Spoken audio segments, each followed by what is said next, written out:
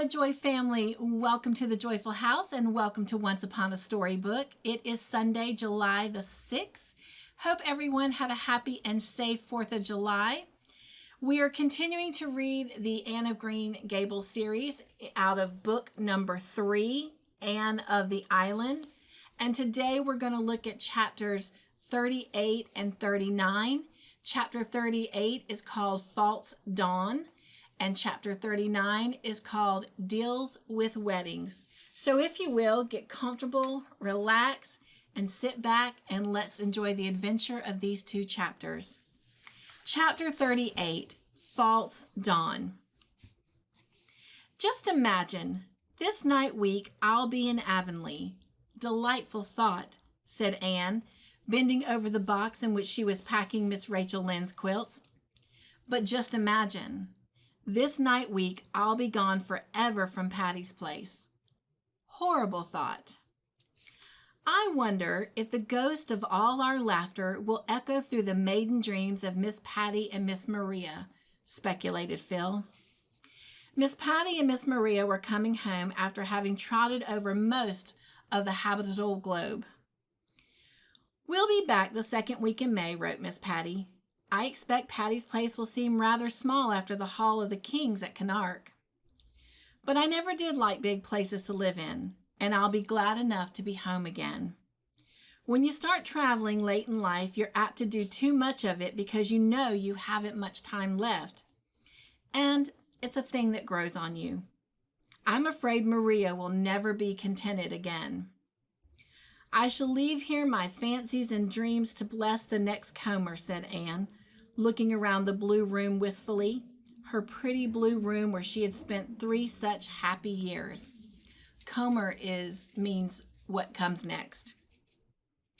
She had knelt at its window to pray and had bent from it to watch the sunset behind the pines.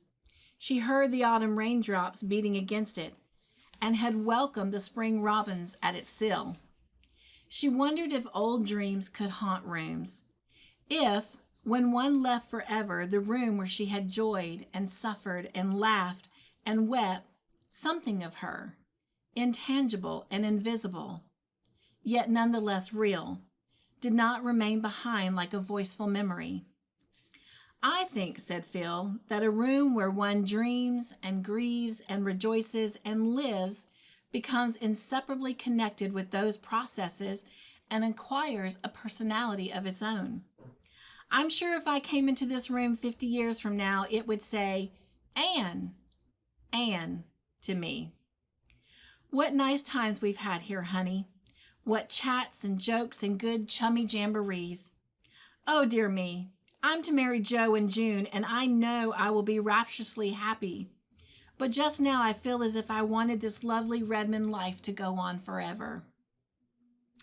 I'm unreasonable enough just now to wish that too, admitted Anne. No matter what deeper joys may come to us later on, we'll never again have just the same delightful, irresponsible existence we've had here. It's over forever, Phil. Well, what are you going to do with Rusty? Asked Phil, as the privileged pussy padded into the room. I'm going to take him home with me and Joseph and the Sarah cat, announced Aunt Jamesina, following Rusty. It would be a shame to separate those cats now that they've learned to live together. It's a hard lesson for cats and humans to learn. I'm sorry to part with Rusty, said Anne regretfully, but it would be no use to take him to Green Gables.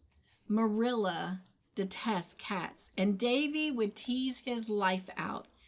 Besides, I don't suppose I'll be home very long. I've been offered the principalship of the Summerside High School. Are you going to accept it? Asked Phil. I haven't decided yet, answered Anne with a confused flush.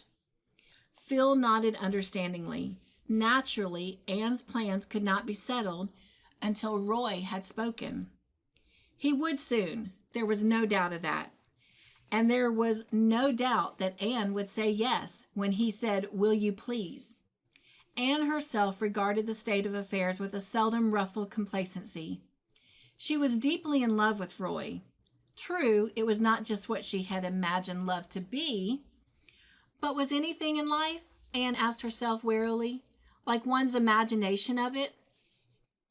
It was the old diamond delusion of childhood repeated, the same disappointment she had felt when she first seen the chill sparkle instead of the purple splendor she had anticipated. That's not my idea of a diamond, she had said, but Roy was a dear fellow, and they would be happy together, even if some indefinable zest was missing out of life. When Roy came down that evening and asked Anne to walk in the park, everyone at Patty's Place knew what he had come to say, and everyone knew, or thought they knew, what Anne's answer would be.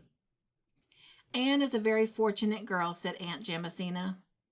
I suppose so, said Stella, shrugging her shoulders. Roy is a nice fella and all that, but there's really nothing in him. That sounds very much like a very jealous remark, Stella Maynard, said Aunt Jamesina rebukingly. It does, but I am not jealous, said Stella calmly.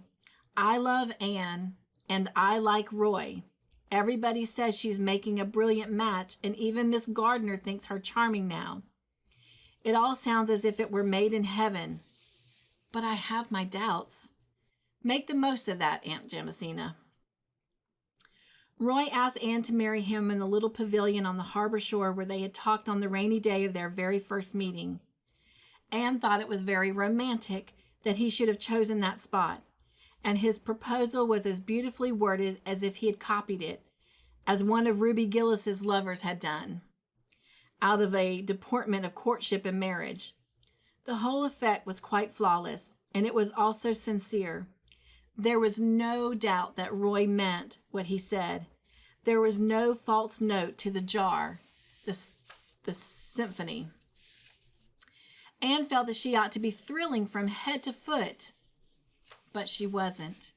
She was horribly cool, and when Roy paused for her answer, she opened her lips to say her fateful yes, and then she found herself trembling as if she were reeling back from a precipice.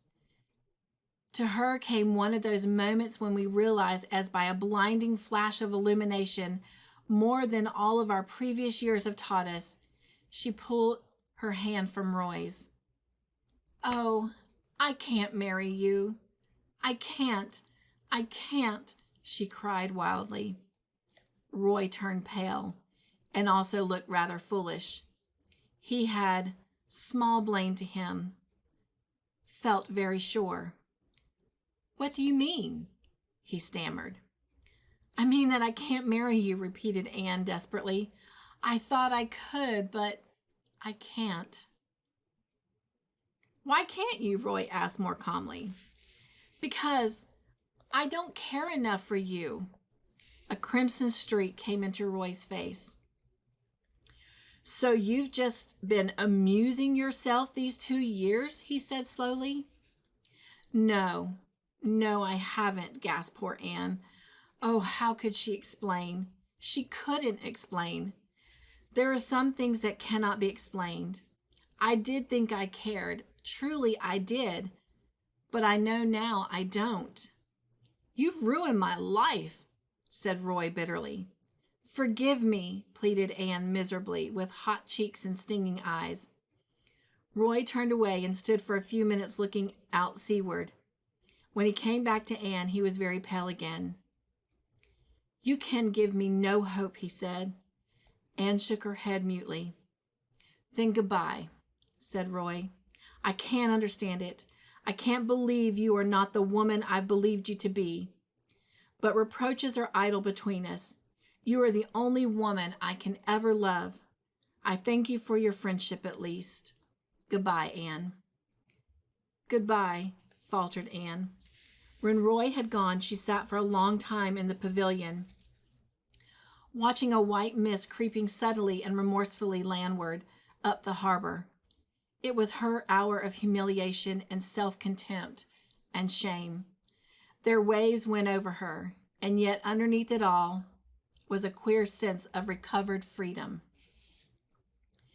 She slipped into Patty's Place in the dusk and escaped to her room, but Phil was there on the window seat. Wait, said Anne, flushing to anticipate the scene. Wait till you hear what I have to say. Phil, Roy asked me to marry him, and I refused. You refused him? Said Phil blankly. Yes. Anne Shirley, are you in your senses? I think so, said Anne wearily. Oh, Phil, don't scold me. You don't understand. I certainly don't understand. You've encouraged Roy Gardner in every way for 2 years, and now you tell me you've refused him? Then you've just been flirting scandalously with him, Anne. I couldn't have believed it of you. I wasn't flirting with him. I honestly thought I cared up to the last minute, and then, well, I just knew I never could marry him. I suppose, said Phil cruelly, that you intended to marry him for his money, and then your better self rose up and prevented you. I didn't. I never even thought about his money. Oh, I can't explain it to you any more than I could to him. Well, I certainly think you've treated Roy shamefully, said Phil in exasperation. He's handsome and clever and rich and good. What more do you want? I want someone who belongs in my life. He doesn't. I was swept off my feet at first by his good looks and knack of paying romantic compliments, and later on I thought I must be in love because he was my dark-eyed ideal. I am bad enough for not knowing my own mind, but you are worse, said Phil. I do know my own mind, protested Anne. The trouble is, my mind changes and then I have to get acquainted with it all over again. Well, I suppose there's no use in saying anything to you. There's no need, Phil. I'm in the dust. This has spoiled everything backwards. I can never think of Redmond days without recalling the humiliation of this evening. Roy despises me, and you despise me, and I despise myself. You poor darling, said Phil, melting. Just come here and let me comfort you. I've no right to scold you. I'd have married Alec or Alonzo if I hadn't met Joe. Oh, Anne, things are so mixed up in real life. They aren't clear-cut and trimmed off as they are in novels. I hope that no one will ever again ask me to marry him as long as I live, sobbed poor Anne, devoutly believing that she meant it. Chapter 39, Deals with Weddings. Anne felt that life partook of the nature of an anticlimactic during the first few weeks after her return to Green Gables. She missed the merry comradeship of Patty's Place. She had dreamed some brilliant dreams during the past winter, and now they lay in the dust around her. In her present mood of self-disgust, she could not immediately begin dreaming again. And she discovered that, while solitude with dreams is glorious, solitude without them has few charms. She had not seen Roy again after their painful parting in the park pavilion, but Dorothy came to see her before she left Kingsport. I'm awfully sorry you won't marry Roy, she said. I did want you for a sister. But you are quite right. He would bore you to death. I love him, and he's a dear sweet boy, but really, he isn't a bit interesting. He looks as if he ought to be, but he isn't. This won't spoil our friendship, will it, Dorothy? Anne asked wistfully. No, indeed. You're too good to lose. If I can't have you for a sister, I mean to keep you as a chum anyway. And don't fret over Roy. He is feeling terribly just now. I have to listen to his outpourings every day. But he'll get over it. He always does. Oh, always, said Anne with a slight change of voice. So he has got over it before? Dear me, yes, said Dorothy frankly. Twice before. And he raved to me just the same both times. Not that the others actually refused him, they simply announced their engagements to someone else. Of course, when he met you, he vowed to me that he had never really loved before, that the previous affairs had been merely boyish fancies. But I don't think you need to worry. Anne decided not to worry. Her feelings were a mixture of relief and resentment. Roy had certainly told her she was the only one he had ever loved. No doubt he believed it. But it was a comfort to feel that she had not, in all likelihood, ruined his life. There were other goddesses, and Roy, according to Dorothy, must needs be worshipping at some shrine.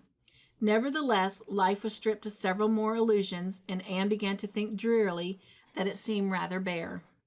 She came down from the porch gable on the evening of her return with a sorrowful face. "What has happened to the old Snow Queen, Marilla?" "Oh, I knew you'd feel bad over that," said Marilla. "I felt bad myself. That tree was there ever since I was a young girl. It blew down in the big gale we had in March. It was rotten at the core." "I'll miss it so," grieved Anne. "The porch gable doesn't seem the same room without it. I'll never look from its window again without a sense of loss. And oh, I never came home to Green Gables before that Diana wasn't here to welcome me." "Diana has something else to think of just now," said Miss Lynde significantly. "Well, tell all the Avonlea news," said Anne, sitting down on the porch steps where the evening sunshine fell over her hair in a fine golden rain. "There isn't much news except that we've wrote you," said Miss Lynde. "I suppose you haven't heard that Simon Fletcher broke his leg last week. It's a great thing for his family. They're getting 100 things done that they've always wanted to do, but couldn't as long as he was about, the old crank." "He came of an aggravating family," remarked Marilla. "Aggravating? Well, rather. His mother used to get up in prayer meeting and tell all her children's shortcomings and ask for prayer for them. Of course, it made them mad and worse than ever." "You haven't told Anne the news about Jane," suggested Marilla. "Oh, Jane," sniffed Miss Lynde. "Well, she conceded grudgingly. Jane Andrews is home from the West, come last week, and she's going to be married to a Winnipeg millionaire. You may be sure Mrs. Harmon lost no time in telling it far and wide." "Dear old Jane, I'm so glad," said Anne heartily. "She deserves the good things of life." "Oh, I ain't saying anything against Jane. She's a nice enough girl, but she isn't in the millionaire class, and you'll find there's not much to recommend that man but his money. That's what. Miss Harmon says he's an Englishman who has made money in mines, but I believe he'll turn out to be a Yankee. He certainly must have money, for he just showered Jane with jewelry. Her engagement ring is a diamond cluster so big that it looks like a plaster on Jane's fat paw." Miss Lynde could not keep some bitterness out of her tone. Here was Jane Andrews, that plain little plotter, engaged to a millionaire, while Anne, it seemed, was not yet bespoken by anyone, rich or poor, and Mrs. Harmon Andrews did brag insufferably. "What has Gilbert Blythe been doing to himself at college?" asked Marilla. "I saw him when he came home last week, and he is so pale and thin I hardly knew him." "He studied very hard last winter," said Anne. "You know, he took high honors in classics and the Cooper Prize. He hasn't been taken for 5 years. So I think he's rather run down. We're all a little tired." "Anyhow, you're a B.A. and Jane Andrews isn't and never will be," said Miss Lynde with gloomy satisfaction. A few evenings later, Anne went down to see Jane, but the latter was away in Charlottetown getting sewing done. Miss Harmon informed Anne proudly. Of course, an Avonlea dressmaker wouldn't do for Jane under the circumstances. "I've heard something very nice about Jane," said Anne. "Yes, Jane has done pretty well, even if she isn't a B.A., said Miss Harmon with a slight toss of her head. "Mr. Inglis is worth millions, and they're going to Europe on their wedding tour. When they come back, they'll live in a perfect mansion of marble in Winnipeg. Jane has only one trouble. She can cook so well, and her husband won't let her cook. He is so rich he hires for the cooking to be done. They're going to keep a cook and 2 other maids and a coachman and a man of all work. But what about you, Anne? I don't hear anything of you being married after all your college going." "Oh," laughed Anne, "I'm going to be an old maid. I really can't find anyone to suit me." It was rather wicked of her. She deliberately meant to remind Miss Andrews that if she became an old maid, it was not because she had not at least one chance of marriage. But Miss Harmon took swift revenge. "Well, the over-particular girls generally get left, I notice. And what's this I hear about Gilbert Blythe being engaged to a Miss Stewart? Charlie Sloane tells me she is perfectly beautiful. Is it true?" "I don't know if it is true that he is engaged to Miss Stewart," replied Anne with Spartan composure, "but it is certainly true that she is very lovely." "I once thought you and Gilbert would have made a match of it," said Miss Harmon. If you don't take care, Anne, all your bows will slip through your fingers. Anne decided not to continue her duel with Miss Harmon. You could not fence with an antagonist who met rapier thrust with blow and battle of axe. Since Jane is away, she said, rising haughtily, I don't think I can stay longer this morning. I'll come down when she comes home. Do, said Miss Harmon effusively. Jane isn't a bit proud. She just means to associate with her old friends the same as ever. She'll be real glad to see you. Jane's millionaire arrived the last of May and carried her off in a blaze of splendor. Miss Lynde was spitefully gratified to find that Mr. Inglis was every day of 40, and short and thin and grayish. Mrs. Lynde did not spare him in any enumeration of his shortcomings, you may be sure. It will take all his gold to gild a pill like him, that's what, said Miss Rachel solemnly. He looks kind and good-hearted, said Anne loyally, and I'm sure he thinks the world of Jane. Said Miss Rachel. Phil Gordon was married the next week, and Anne went over to Bolingbroke to be her bridesmaid. Phil made a dainty fairy of a bride, and the Reverend Joe was so radiant in his happiness that nobody thought him plain. We're going for a lover's saunter through the land of Evangeline, said Phil, and then we'll settle down on Patterson Street. Mother thinks it is terrible. She thinks Joe might at least take a church in a decent place. But the wilderness of the Patterson slums will blossom like the rose for me if Joe is there. Oh, Anne, I'm so happy my heart aches with it. Anne was always glad in the happiness of her friends, but it is sometimes a little lonely to be surrounded everywhere by a happiness that is not your own.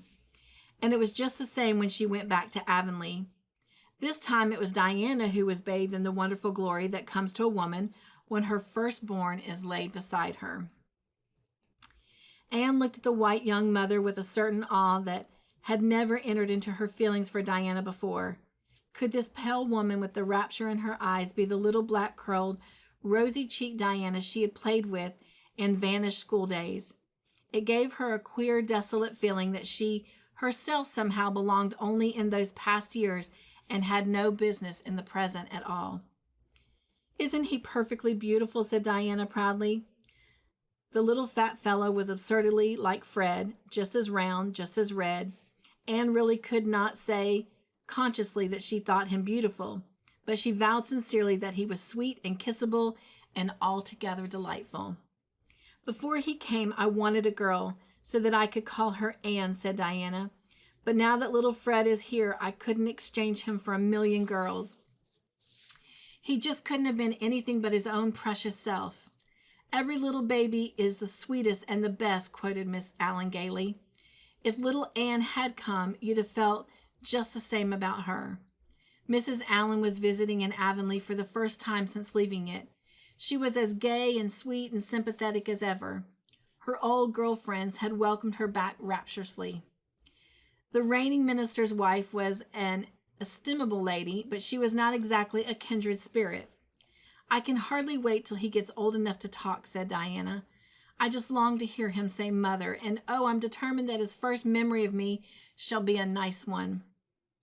The first memory I have of my mother is of her slapping me for something I had done.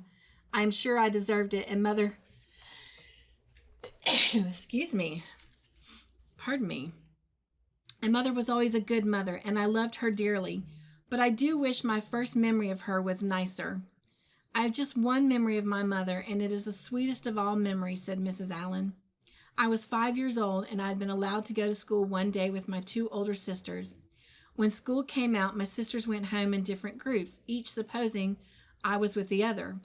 Instead, I'd run off with the little girl I'd played with at recess. We went to her home, which was near the school, and began making mud pies. We were having a glorious time when my older sister arrived, breathless and angry. You naughty girl, she cried, snatching my reluctant hand and dragging me along with her. Come home this minute. Oh, you're going to catch it. Mother is awful cross. She's going to give you a good whipping. I had never been whipped. Dread and terror filled my poor little heart. I have never been so miserable in my life as I was on that walk home. I had not meant to be naughty. Femi Cameron had asked me to go home with her, and I had not known it was wrong to go. And now I was to be whipped for it. When we got home, my sister dragged me into the kitchen where my mother was sitting by the fire in the twilight. My poor wee legs were trembling so that I could hardly stand. And Mother just took me up in her arms without one word of rebuke or harshness and kissed me and held me close to her heart. I was so frightened you were lost, darling, she said tenderly. I could see the love shining in her eyes, and she looked down on me. She never scolded or reproached me for what I had done, only told me I must never go away again without asking permission. She died very soon afterwards. That is the only memory I have of her. Isn't it a beautiful one? Anne felt lonelier than ever as she walked home, going by way of the birch path in Willowmere. She had not walked that way for many moons. It was a dark purple bloomy night. The air was heavy with blossom fragrance, almost too heavy. The cloyed senses recoiled from it as from an overfull cup. The birches of the path had grown from the fairy saplings of old to big trees. Everything had changed. Anne felt that she'd be glad when the summer was over and she was away at work again. Perhaps life would not seem so empty then. I've tried the world. It wears no more the coloring of romance it wore, sighed Anne, and was straightway much comforted by the romance and the idea of the world being denuded of romance. Well, thank you for joining me for these 2 chapters. As we come together next week, we will read the final 2 chapters of this book, and then after that, we'll be ready to head on to book number 4. Well, take care. Have a great week. Be joyful and be the joy in everything you do. And I will see you next time. Nugs and joy. Mwah. Thank you.